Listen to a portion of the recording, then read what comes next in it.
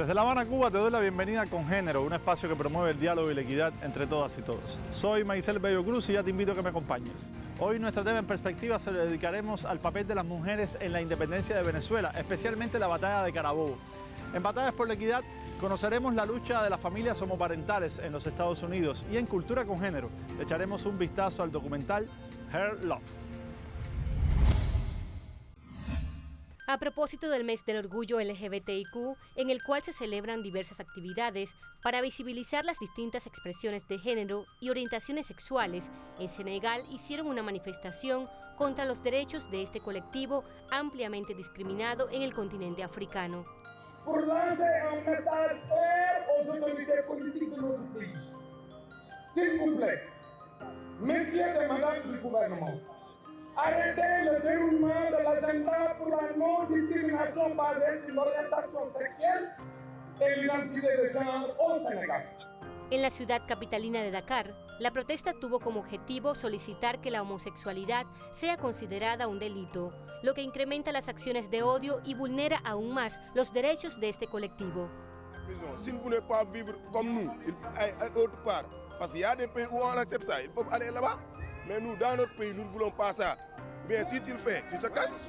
Mais permettre une loi pour qu'on accepte que les bisexuels ou les homosexuels se peuvent dans les rues, n'importe quoi. El argumento para negar los derechos sexuales a las personas no heterosexuales es principalmente religioso. Pour nous, l'homosexualité, la confusion des genres et toutes les variantes supprimées dans le vocable LGBTQ sont des abominations qui les expliquent d'acclimater dans notre pays, le Sénégal. Nous n'accepterons pas la propagation des LGBT au Sénégal parce que le Sénégal est un peuple de croyants. En tant que musulmane, je me dois de défendre tout ce qui provient de notre religion, c'est-à-dire l'islam. Et l'islam en tant que tel n'accepte aucunement cette pratique qui est obscène, qui est infâme.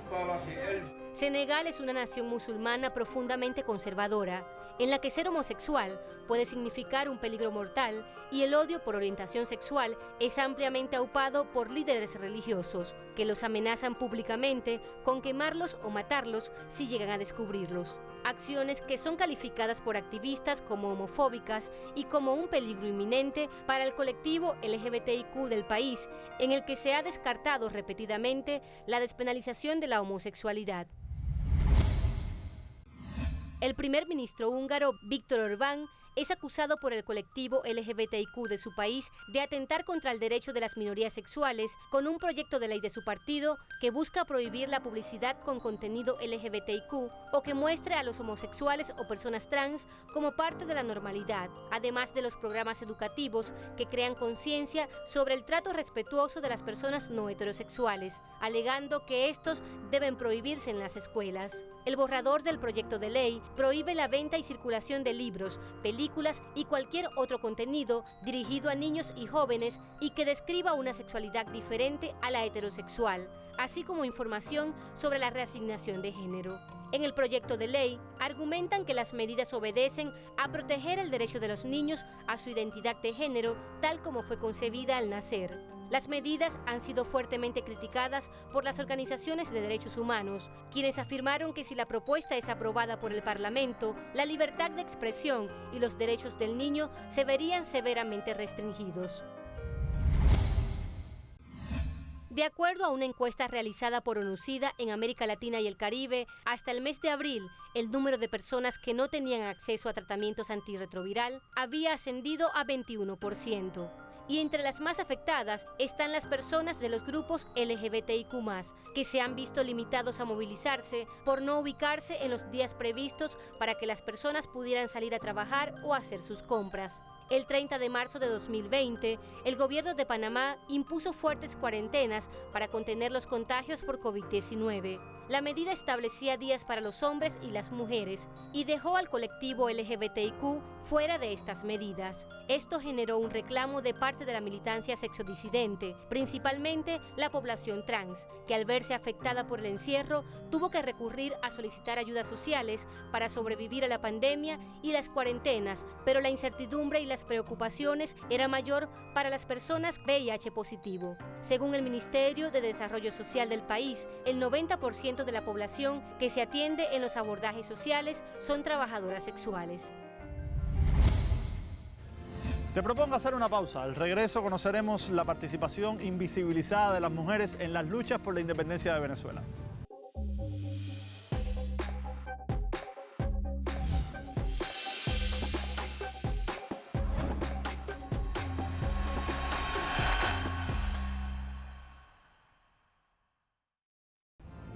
Poco se sabe de la presencia de las mujeres en las luchas independentistas de América. No se conocen los números de cuántas integraron los batallones ni cuántas murieron en combate, pues sus cuerpos estaban vestidos de hombre. Hoy nuestro tema en perspectiva precisamente abordará el tema de la presencia de la mujer en la independencia de Venezuela.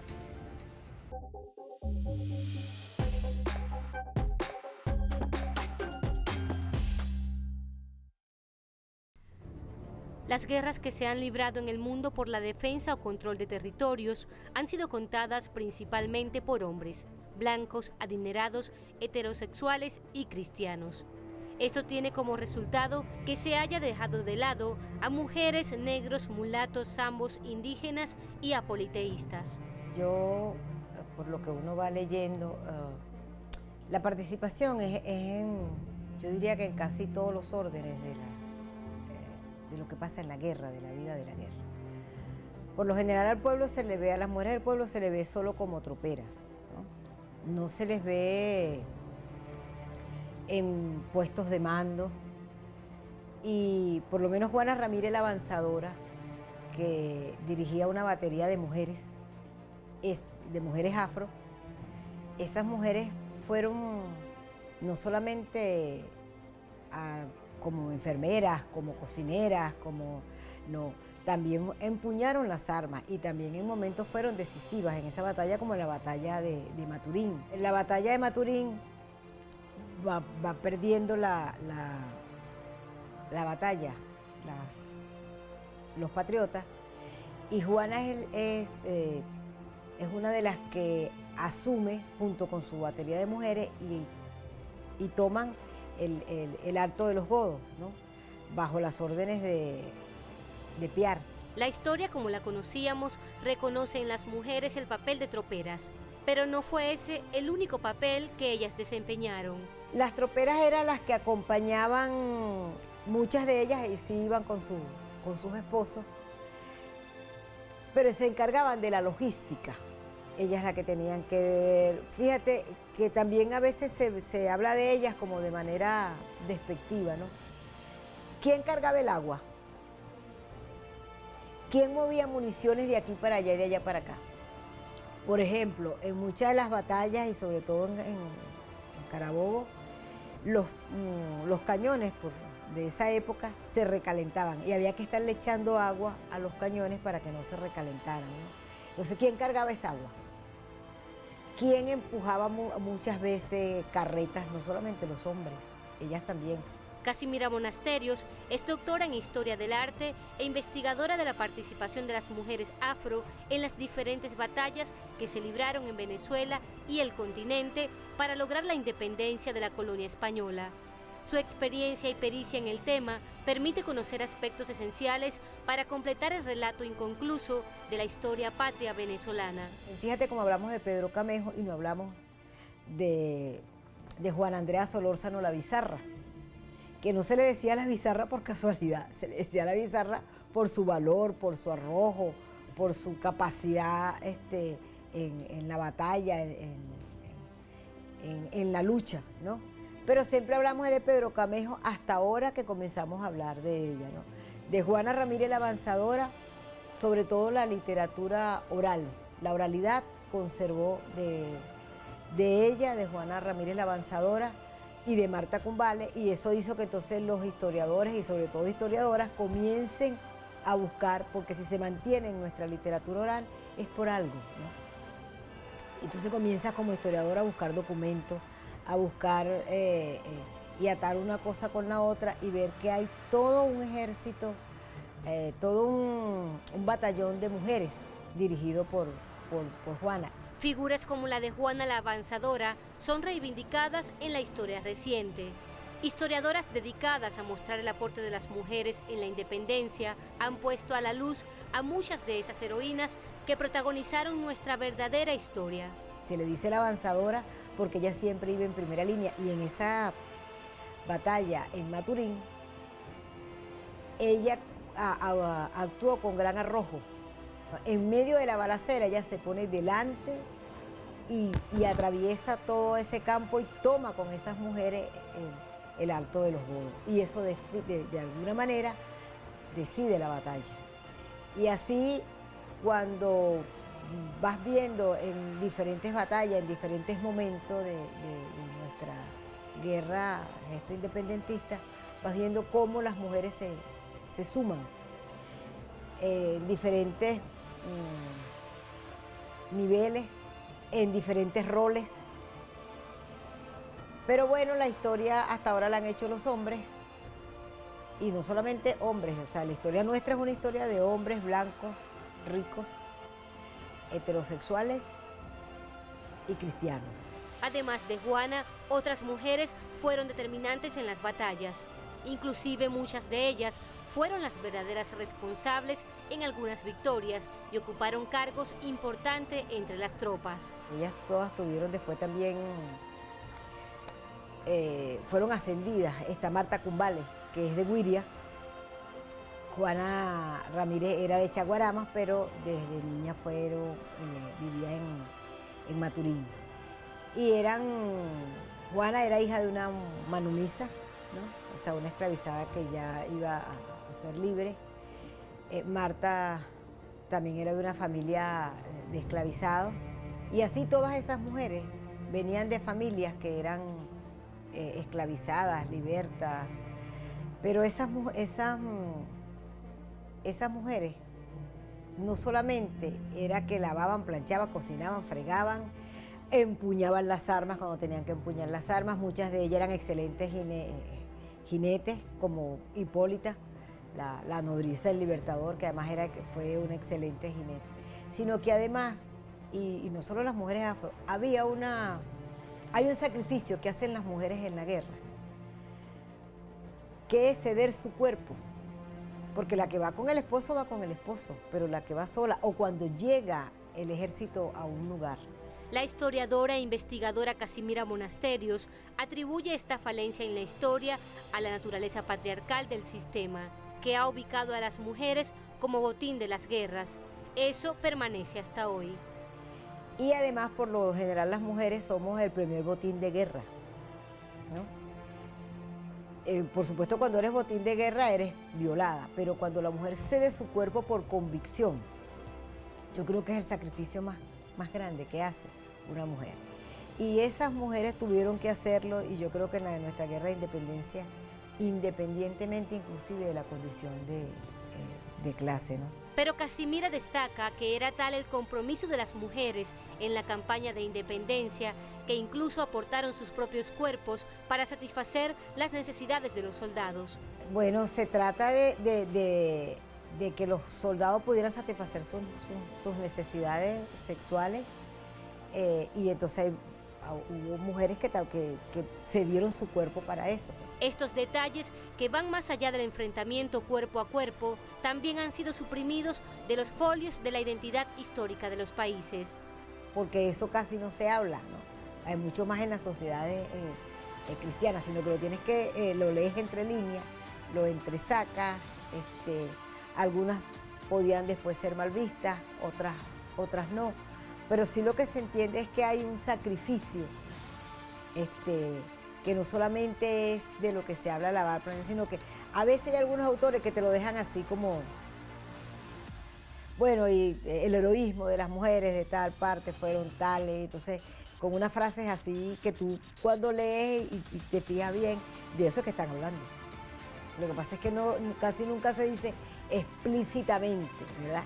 Que hasta eso llega el sacrificio de las mujeres y que eso implica convicción. Eso implica una gran convicción del porqué de esa guerra. Cuando eres capaz de ceder tu cuerpo a una persona que a lo mejor no conoces. Hasta hoy queda mucho por sistematizar y hacer visible de las mujeres que participaron en las guerras de independencia. Su rol sigue saliendo del patrón establecido por el relato patriarcal, que las vendía como sumisas para mostrar por fin a las heroínas invisibles. Aún queda mucho desconocimiento del papel de las mujeres en la historia. Desgraciadamente, el patriarcado robó su protagonismo y se necesita mucha investigación para saldar esa deuda. Te propongo hacer una pausa, enseguida regresamos con más de Congénero.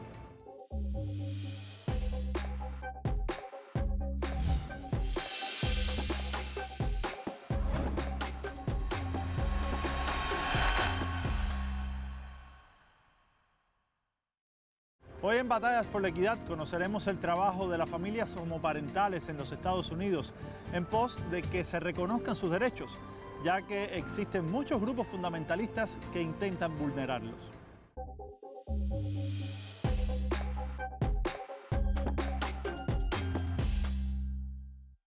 Dicen que el arco iris viene solo con el sol tras la tormenta. En el mes de orgullo gay, la comunidad LGBTQIA+ de Estados Unidos espera que la máxima se repita en la práctica con la decisión de la Suprema Corte de Estados Unidos, que está juzgando un caso que puede ser un divisor de aguas para millones de personas. This case, called Fulton versus the City of Philadelphia, involves sort of the intersection of LGBTQ non-discrimination protections and religious exercise. So what happened in this case, how it came about, is that there was a Catholic organization contracting with the city of Philadelphia to provide foster care services.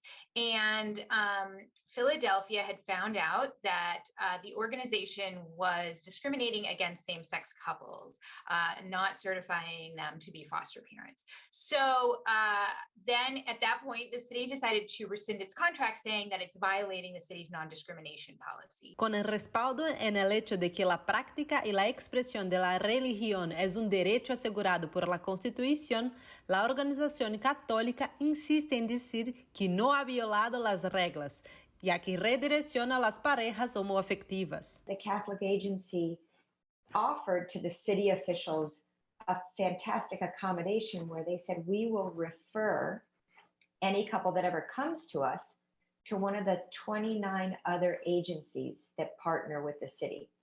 And that would also include, the city itself can do individual placements. So this isn't the Catholic Church, encouraging the city to block gay couples from fostering. It's just that the relationship between a foster placement agency and a family is a very important relationship. What we see here is a case where the organization isn't really necessarily being told how it can express itself and exist as a religious organization and exercise its religious beliefs. We're seeing here, they just have to comply with the city contract that requires non-discrimination. And there has to be some limits on free exercise. When somebody is acting in a public way to perform a city function, essentially, they have a contract. They're essentially employees of the city for purposes of this rule. Después de escuchar la explicación de ambos lados, la Suprema Corte de Estados Unidos debe llegar a una sentencia hasta finales de junio. Son muchas resoluciones posibles y dependiendo de cómo sea interpretada la decisión, va a impactar no solamente en la ciudad de Filadelfia y sus organizaciones, sino en todo el país. You can see here how this was a Catholic organization, but the discrimination was against same-sex couples. But that same argument, if it succeeds, could be made in refusing to serve Jewish people who are seeking to foster a child, Muslim people who are seeking to foster a child, interracial couples seeking to foster a child. So in that way, there's not only a broad implication for the LGBTQ population, but for many, many, many people in the US as a whole. Según el último informe del FBI divulgado en el pasado noviembre de 2020, Crimes de odio contra las personas de la comunidad LGBTQI+, incrementaron casi 17% en el país y son la tercera categoría de crímenes más comunes, detrás apenas de crímenes de odio por motivos religiosos y racial. Tiempo para chequear lo que ha circulado en las redes en materia de género.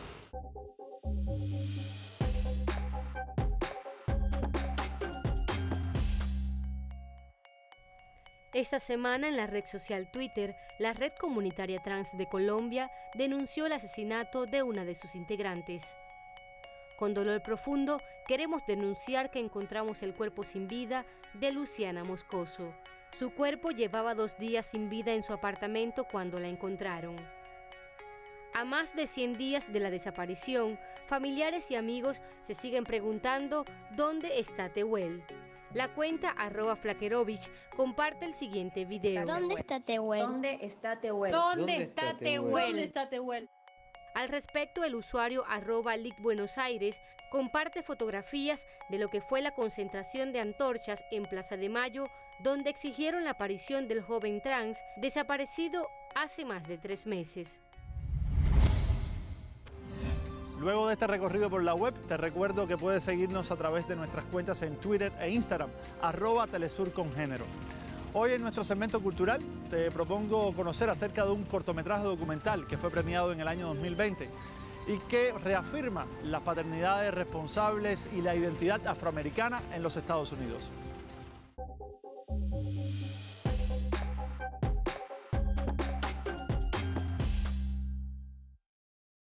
Basada en su libro ilustrado, el corto animado High Love cuenta una historia emotiva, la de un padre afroamericano aprendiendo a peinar a su hija por primera vez ante la ausencia de su madre.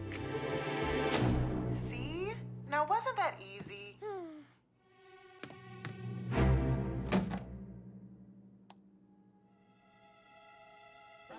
Dirigido por Matthew Cherry, esta animación fue galardonada en el 2020 por los premios Oscar como mejor cortometraje de animación y aborda temas como los estereotipos que rodean el cabello afro y el rol de los padres en la crianza de los hijos.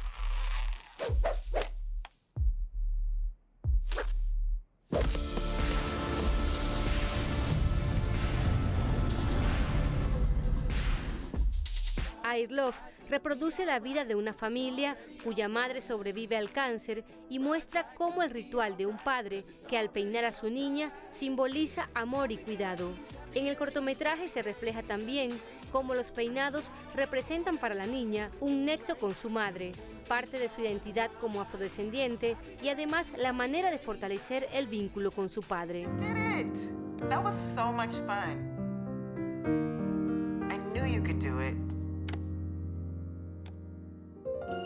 El corto fue creado con la intención de ver más representación de la negritud en el mundo de la animación. Este tipo de historias son necesarias para fortalecer la identidad de la población afro en Estados Unidos, que ha sido la más vulnerada durante la pandemia. La animación además muestra la posibilidad de mostrar a las niñas como protagonistas de una historia donde el amor filial es la base y la paternidad se ejerce de manera distinta al estereotipo patriarcal.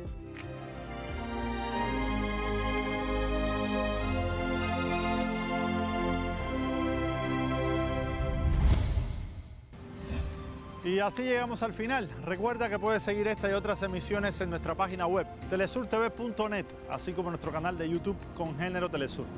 Te dejamos con buena música. Hasta una próxima entrega de Congénero.